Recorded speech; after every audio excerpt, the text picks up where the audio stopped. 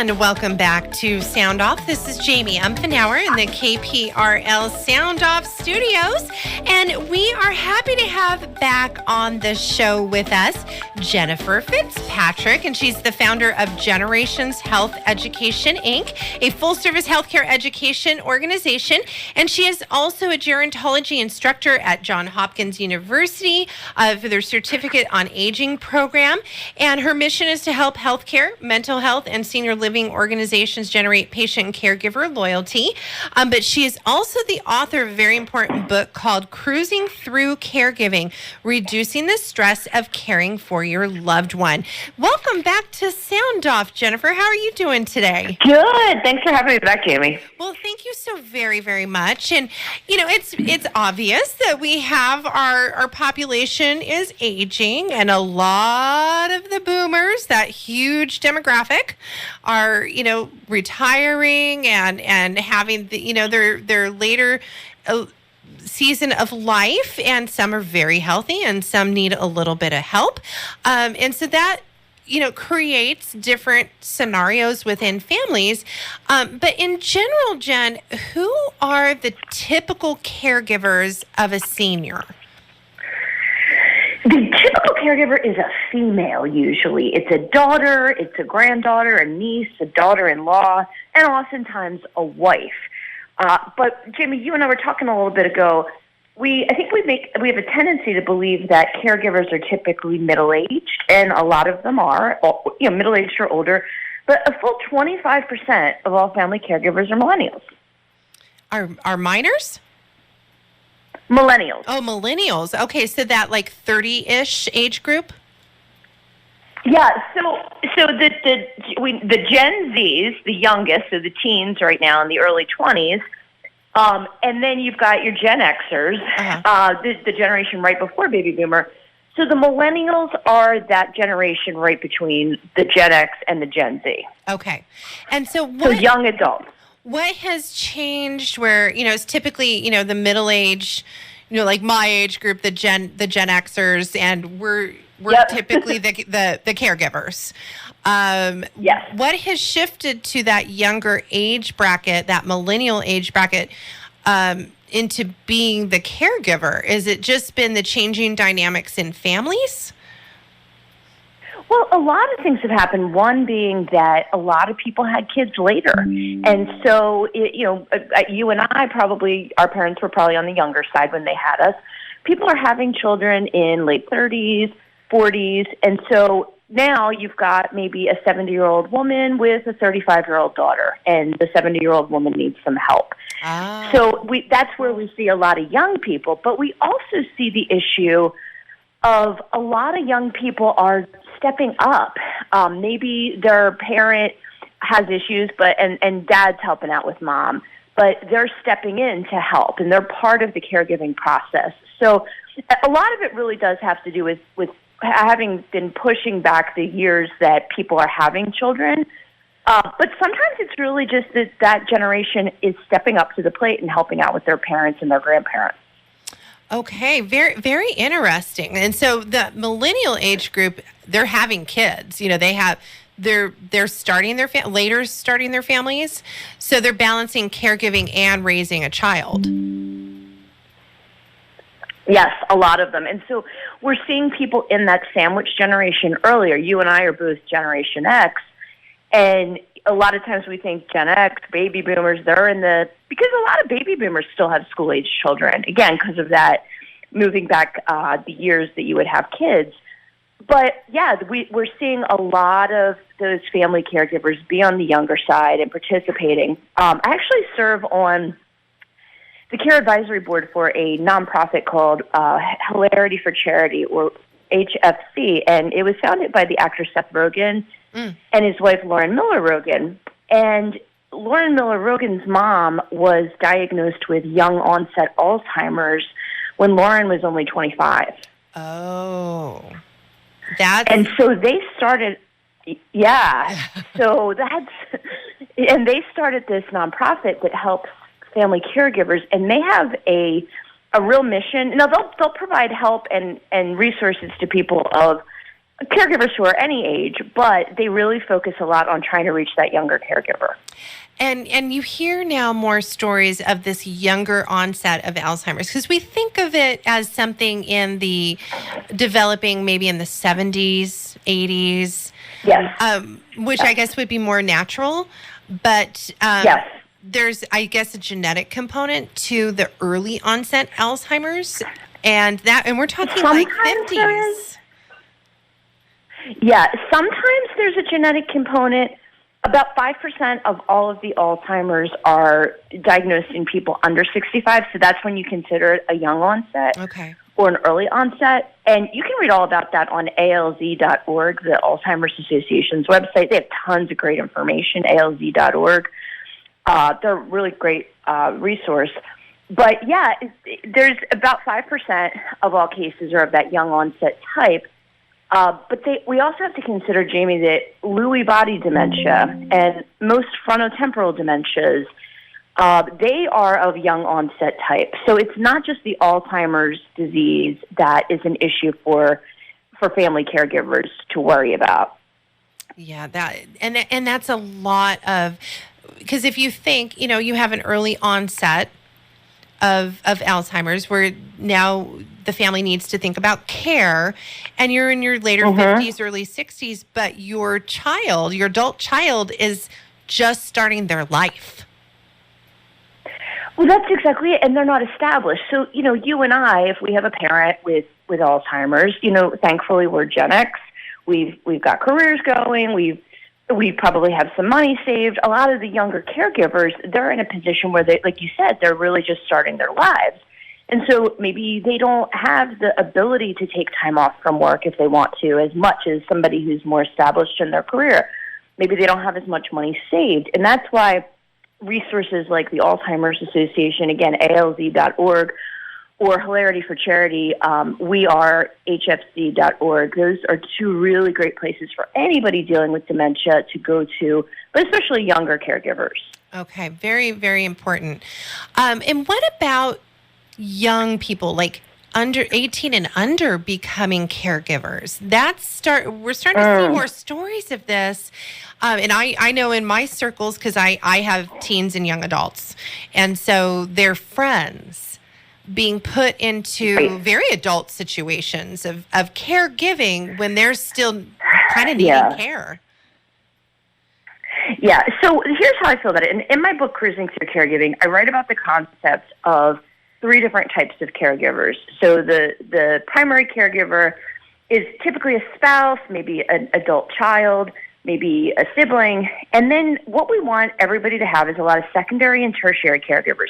Now, I don't believe that anybody who's under 18 should ever be a primary caregiver. However, I do think it's appropriate to pull kids in to the caregiving process. Let me give you an example. So, for one thing, Kimberly Williams Paisley wrote this really great book. It's called Where the Light Gets In.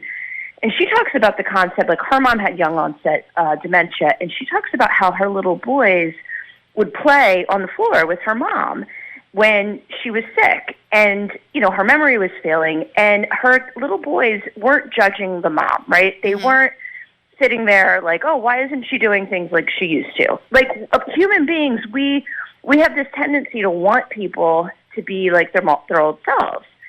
And so there's no judgment. Like, pets and little kids are so great when people start to have health problems because there's really very little judgment. But like you said about teens can do a lot. Like, they can run errands. They can I'm not saying that they should be responsible for somebody's care, but they can maybe hang out with their parent while their dad goes and goes to his physical appointment or something like that. So I think the trend of integrating the whole family into caregiving is actually really, it's good lessons, but we shouldn't give kids too much.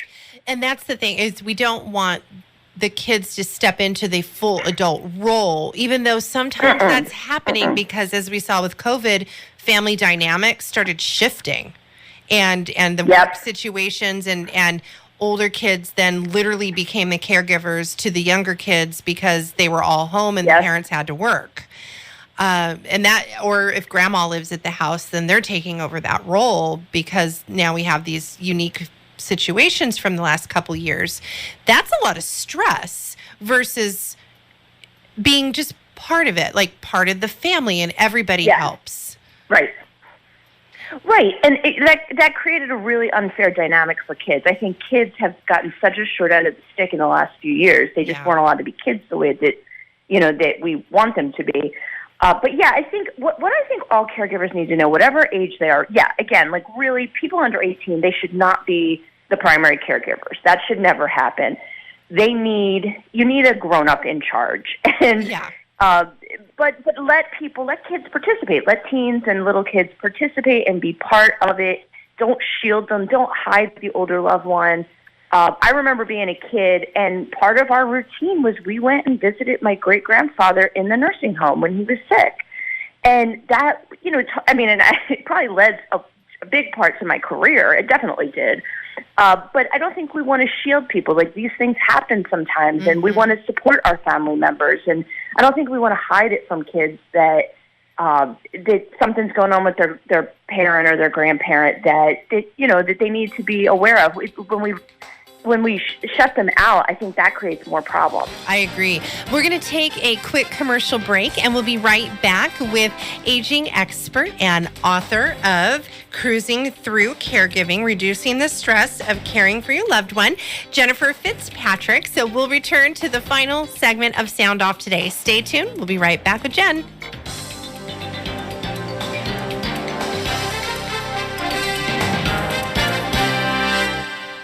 Do you use propane for your home or business? Family-owned and operated, Delta Liquid Energy has provided local area residents with dependable and courteous propane sales and service since 1936. Each year, the pre-buy program allows Delta Liquid Energy customers the ability to pre-purchase their expected winter requirements at traditionally discounted pricing. Call Delta Liquid Energy, 805-239-0616, or go to DeltaLiquidEnergy.com.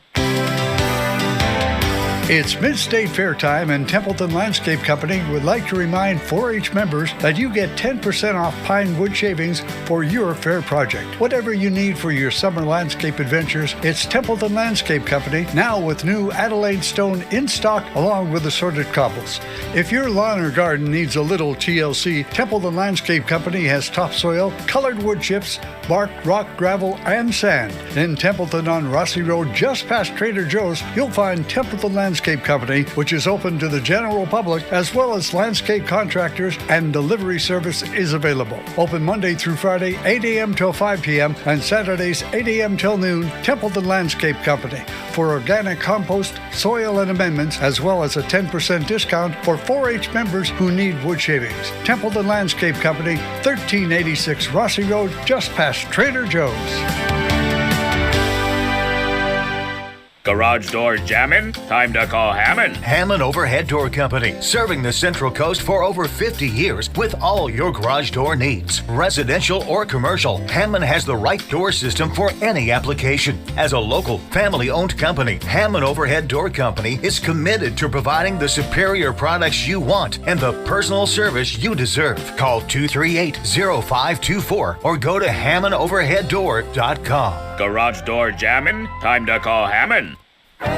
Here's some summer sizzling savings from Rich London, the mattress specialist. I've got the Grenadier pillow top from Englander. Top-notch bed, very, very comfortable. Then, of course, I've got my Balance from Golden, my good old faithful bed. If you're looking for a queen, they start at $6.99 for a set. And then we got the Brantley sets from Englander, queen size, firm or plush, $7.99 for the set. Summer sizzling savings at the mattress specialist, 13th and Riverside, Paso Robles. And welcome back to the final segment of Sound Off today. And we are talking with the founder of Generations Health Education, an expert in aging, as well as the author of Cruising Through Caregiving, Reducing the Stress of Caregiving for Your Loved One, Jennifer FitzPatrick. And we're really focusing our conversation on the younger generations, because we're Gen Xers, so we're a little older. But the millennials and even some of the Gen Z kids that have fallen into the role of caregiving. Caregiving maybe for a sibling, if especially because of the lockdown, or a relative, or even a parent or a grandparent. And what kind of extra stress? I mean, we all deal with stress, right? But because of their younger age, they might have a unique stressors in their life or needs as far as getting through this season in a healthy way. Right. And I think the big thing to keep in mind is if there is a young person listening to this, or even a family member that says, hey, there's a young person just doing too much, they don't have to. There's always a lot of resources out there, and I don't think people realize it until they're put in a position of caregiving. So if you go to N4A, N as in Nancy, the number 4A.org, if you're caring for an older person, you can find your local area agency on aging. Every city, every town in the country has one. And if you call them, or you fill out an email for them and say, look, this is what I'm dealing with, what help is out there for me? They'll help you figure out free resources, and resources maybe that insurance can pay for, but also, sometimes private pay resources. So I think that knowing that you do not, you should, first of all, I don't think any caregiver should ever do it by themselves. You need, and I talk about this in Cruising Through Caregiving, and you want to have people, you want to have a crew. You don't want to ever have one person doing everything, because it's a recipe for burnout. But know that you don't have to do it alone. And I think school kids, if school kids are listening, or if their families are listening, they should talk to their counselors at school. Mm-hmm. And they need to say, look, this is something that's happening in my family, and maybe the counselor needs to talk to the parent and say, look, this is maybe causing more stress on this child than we thought. I think, for example, like I said to a lot of people, Jamie, like they'll say, oh, we're going to move my mom in. And I say, you need to talk to the whole family about that before you make the decision. Now, look, I'm not saying the kids should be the final decision makers, but I do think that they need their opinions and their thoughts about it. Like, okay, are they going to have to share a bathroom with grandma, right? Mm-hmm. Or what's going to be expected of me? Especially for the older kids, like, am I going to have to drive her places? I don't want to make it out to be like the children should make the choice for the family, but I think everyone needs to weigh in and talk about, how do you feel about it? What are your concerns about it? Kids can be huge resources, and young adults can be huge resources, but I don't think that they should be at the helm. That's for somebody with more life experience. Definitely. And that's the thing about that typical caregiver is that middle-aged woman where there's, you've probably gone through raising children, and, you have dealt with more life, I guess you could say, to be able to manage. But then even at our age and dealing with parents, you have to, or grandparents too, you have to be able to know how to manage the stress or have downtime. Absolutely. And I think that we do this thing like where we don't realize how much it's hurting us, how exhausting it is, until sometimes years later you look back and think, how did I get through that time? So I think if you're listening to this and you've got friends or neighbors, or like we have a neighbor who is caregiving, husband had a stroke, and they're middle-aged. And we just, as much as we can, we try to say, like, what can we do to help? Like, can we send over a meal?